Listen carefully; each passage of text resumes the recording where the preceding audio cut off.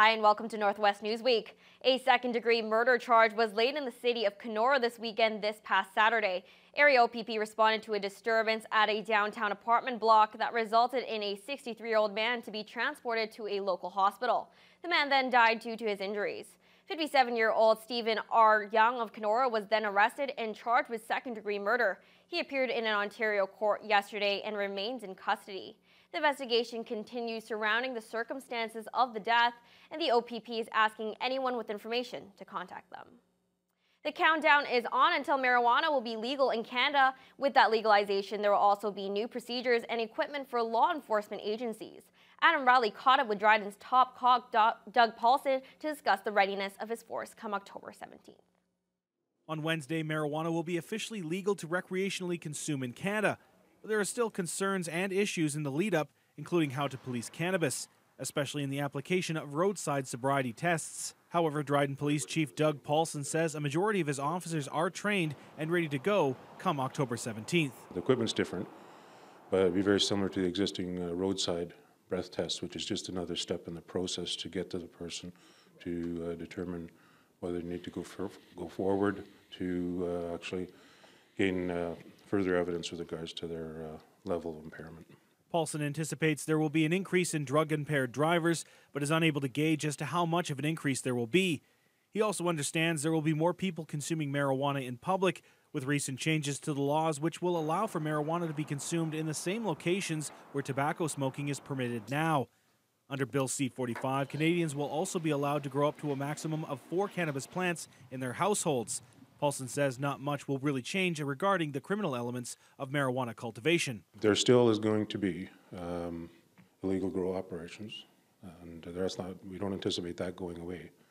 And so it'll be business as usual in situations such as that. And we'll see where things go with the use of the marijuana on the streets. Initially, the province was planning on selling marijuana through outlets similar to the LCBO. But the new Ford government shelved those plans and will allow for private retailers to sell marijuana starting in 2019. Municipalities will have the final say as to if a retailer will be allowed to set up shop within their borders, a decision which communities will have to make very soon. Adam Riley, TBT News.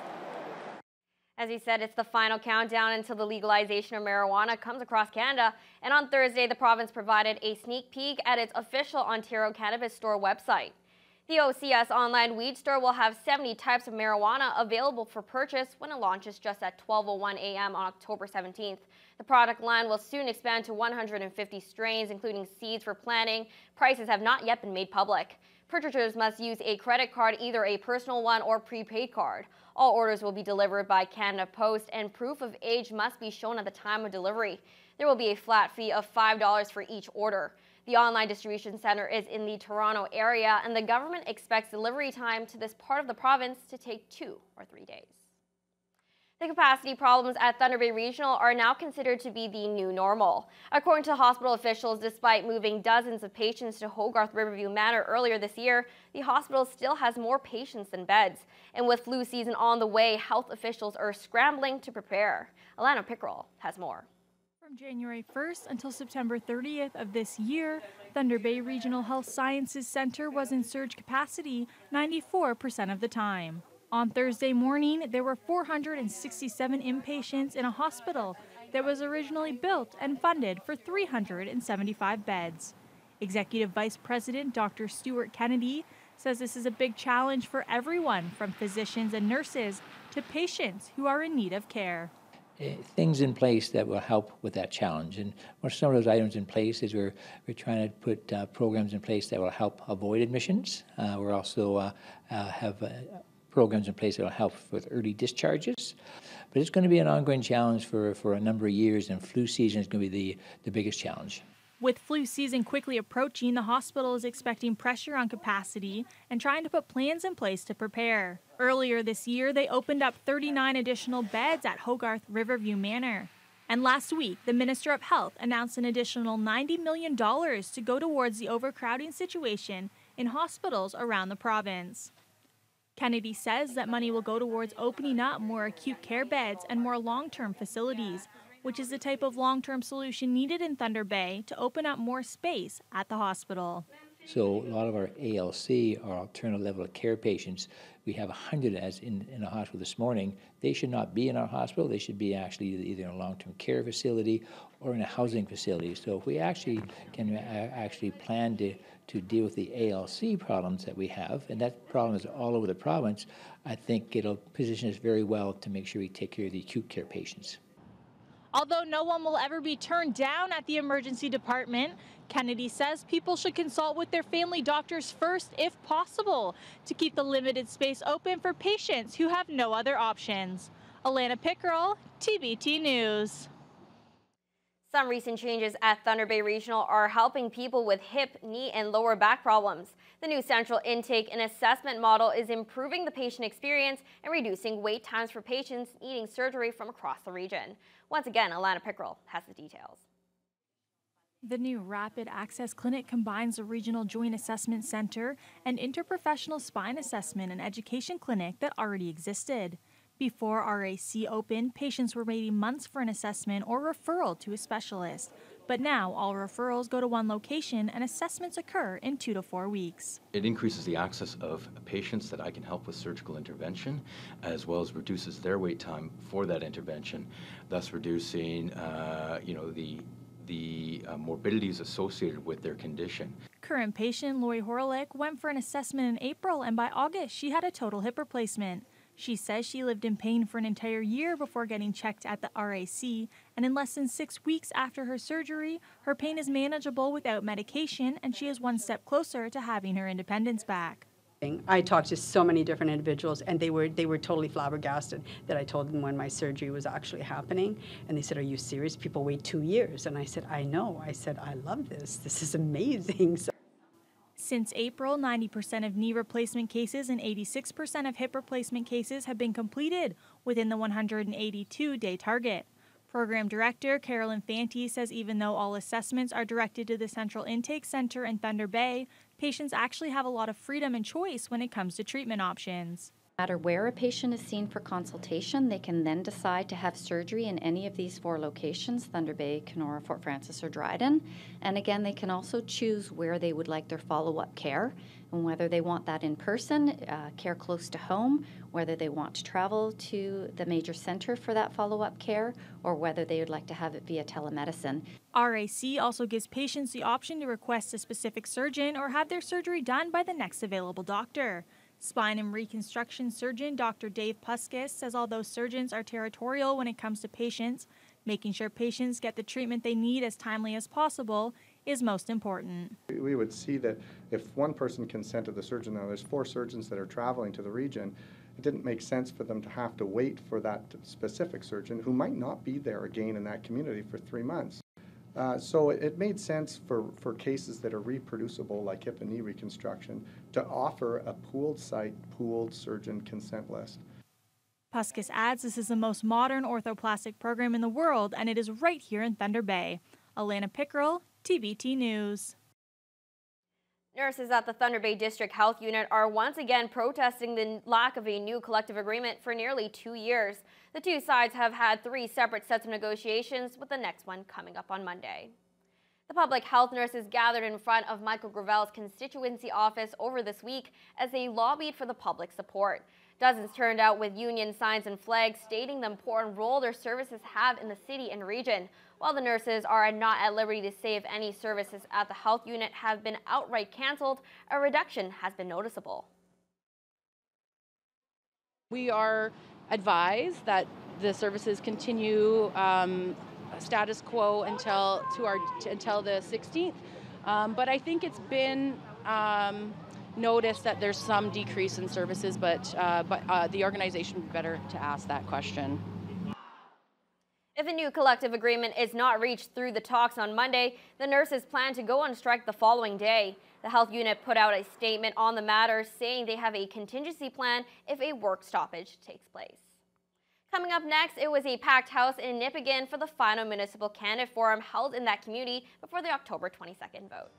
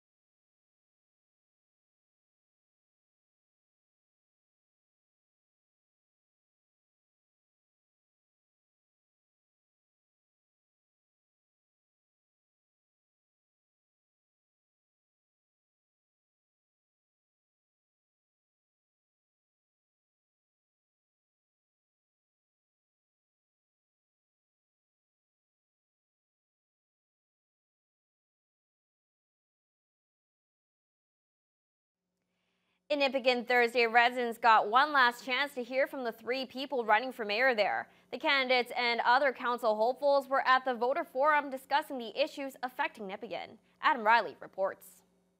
In just over a week, residents will be casting their ballots to see who will be leading them into the next decade.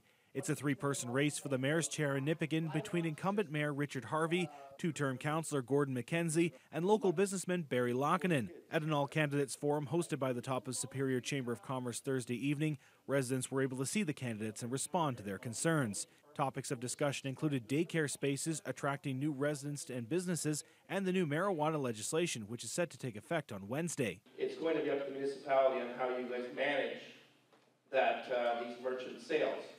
How do you feel this should be done, or are you against the selling of marijuana within the township of Nipissing? Incumbent Richard Harvey says he isn't happy with the timelines the community has been given by the province. A tough decision that this incoming council has to make and must make before the end of January. January 21st, I believe, is when the decision has to be made. And it's one of these ones where you can make a decision, but if you don't make a decision, you're stuck with their decision. Policing marijuana and the lack of information being provided by law enforcement agencies are some of Gordon McKenzie's concerns. Well, what is your plan? What is the OPP's plan when this stuff is legalized? And you know what? They have yet to respond to us. So that makes me very nervous. Barry Lockinen says he doesn't see the benefit of having a marijuana shop in Nipissing. But it comes down to image. It comes down to what kind of riffraff are we going to be pulling in off the highway looking to get some dope? With Thursday's event being the last before voting day, all 3 mayoral candidates left the event feeling positive. People recognize the direction we need to be going, and it basically is the direction that for the last 10 to 12 years that council has been moving, which obviously I think is a wonderful endorsement. McKenzie says he isn't worried about his message getting lost with the majority of the candidates sharing the same views. You want your council to reflect what life is. You want your council to reflect the needs of the community and be open to that. There was a couple of times tonight where people said, well, I agree with what was said, and hey, that's fair. Lockinen says he is still hopeful to be elected, but if not, still sees a potential victory. I just hope that they can take away from my message that, we need jobs. And not a few jobs, we need a lot of jobs. And I just hope that whoever does get elected carries that idea forward. Adam Riley, TBT News.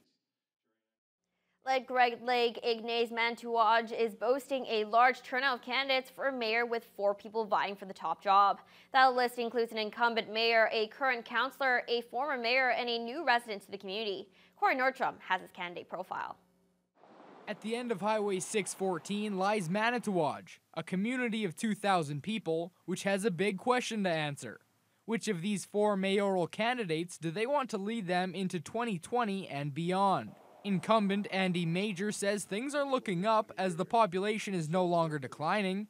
The community is still in the running to play host to a nuclear waste storage facility, and the town has been successful in receiving funding for various infrastructure projects in recent years. Right now we're in the process of redoing our water plant. That will be a great thing for the future.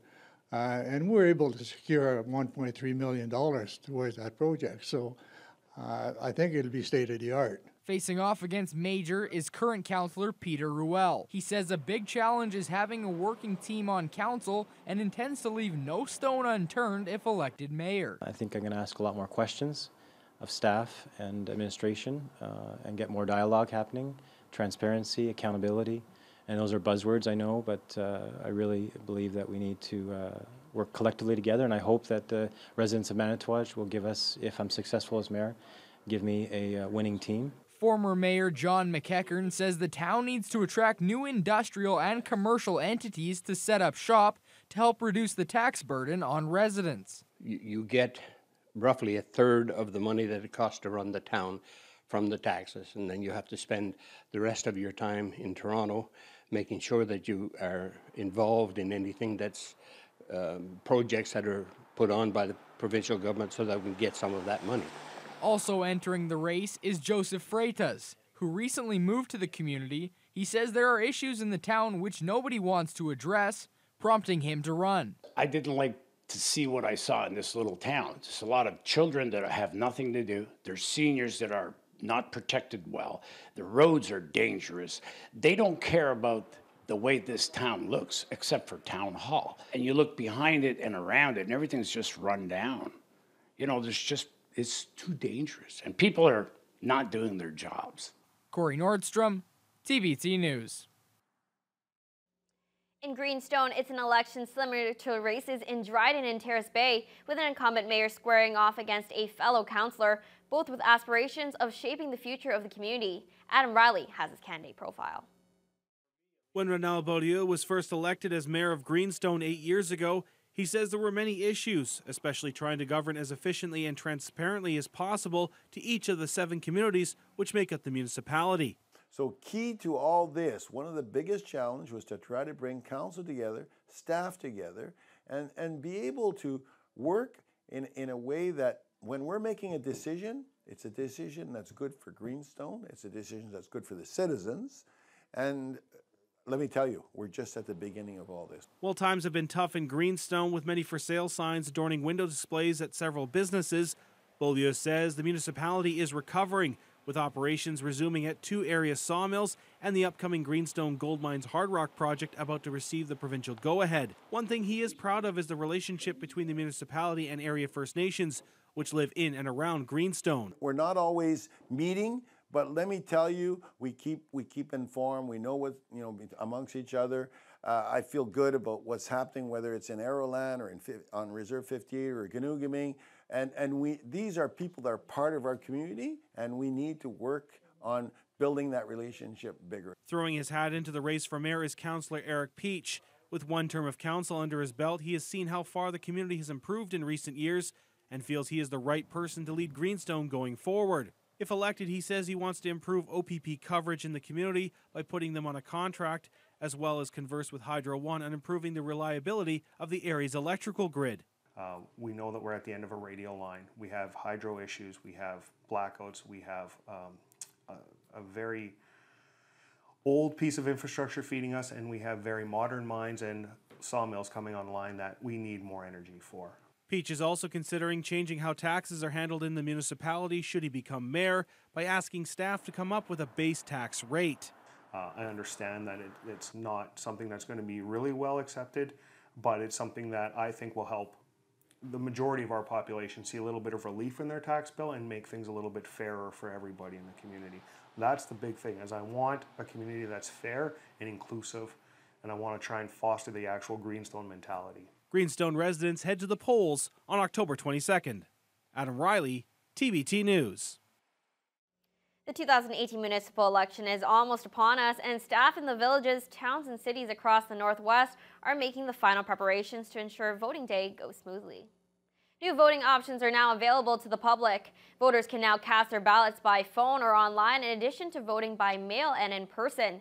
But City of Dryden Clerk Deborah Kincaid says voting in person will be slightly different this time, as a paper ballot system has been done away with and replaced with an electronic mode. We are this week going to start working out in the community, taking our voting kiosk and our tablets out in the community and letting people do some practice voting so that everybody can get a little confidence with how to do it. We'll also have the kiosks set up here in the municipal office so people can actually come in here, do their voting, and if they run into any difficulty, staff are here to be able to help them. In addition to City Hall, Kincaid says there will be another voting location set up in the city throughout the week, leading up to Election Day on October 22nd. After the break, a new senior living complex could be coming to Ignace, allowing older residents the option of staying in the community.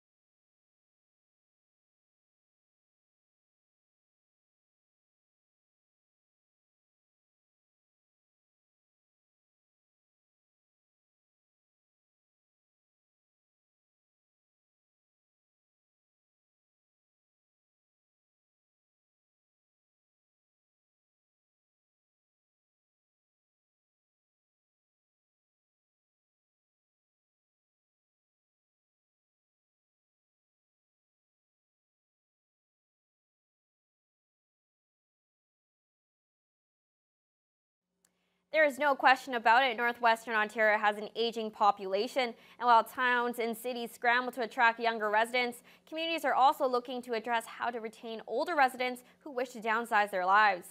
Last week, Marathon opened the doors to its answer to the issue, and now Ignace is looking to construct a supportive housing project of its own. Jason Gaidola has the story. By this time next year, seniors in Ignace could have the option of moving into a new 10-unit complex located just off the Silvertops Senior Center. Economic Development Manager Jason Felix says everything is still early in its feasibility stages, and there's still a long way to go. So we're still exploring different possibilities. We haven't really decided what it's going to look like as yet in terms of the operation and ownership of the facility. We keep telling the residents it's very early days. We have a lot of things to establish first before we move to that. Felix says they've been putting feelers out through various magazine articles, which is how Ignace attracted the attention of Robert Zanetti, a developer based out of Thunder Bay. Zanetti says the town will work on the funding through applications to the Canada Mortgage and Housing Corporation. CMHC will then take anywhere from 2 to 4 months to vet the application, hopefully approve it. And if all that happens in, let's say, 4 months, that'll bring us into the new year. We'll get all the agreements signed up and be shovel ready for about March. After March, it's about 4 months for us, and we turn the keys over and ready for occupancy. But despite everything still in the preliminary stages, it has many residents excited, like Cheryl Menchelenko and Don St. Amand, who are helping spearhead the project through the Silvertops organization. We're over the moon about this. This is the culmination of 25 years of trying to get senior housing here. We've had so many of our seniors that are still vital, that are connected to the community, that have family here, who have had to move because they need a place like this. Menchelenko says both her mother and St. Amand's mother helped create Silvertops and decided to be proactive in their planning, which is paying off a quarter century later. They bought the property behind us with hopes of a seniors building, like a seniors home. And when I met with Jason and he was saying about, well, where are we going to get the property? And I just opened the back door and I said, there it is. Jason Gaidola, TBT News. And that wraps up this week's edition of Northwest Newsweek. Thanks for watching and take care.